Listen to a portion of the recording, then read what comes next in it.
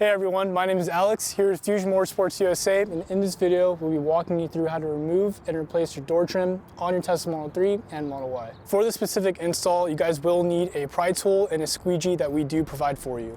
So for the first step of removing the door trim, insert the squeegee in like so and kind of work your way in like a pizza cutter so that you're able to use this pry tool to properly disengage it from the core it's currently sitting on. You're going to work your way towards the end. You'll start to see that there's a bit of separation, and that's the perfect spot for you to insert this pry tool into the hole to slowly disengage it from the cord that's currently sitting on. And then you're slowly going to come out at a 45-degree angle.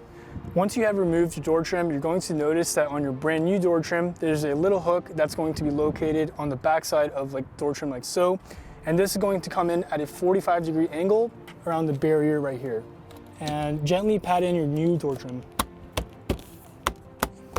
There we go. Now you have your brand new door trim installed.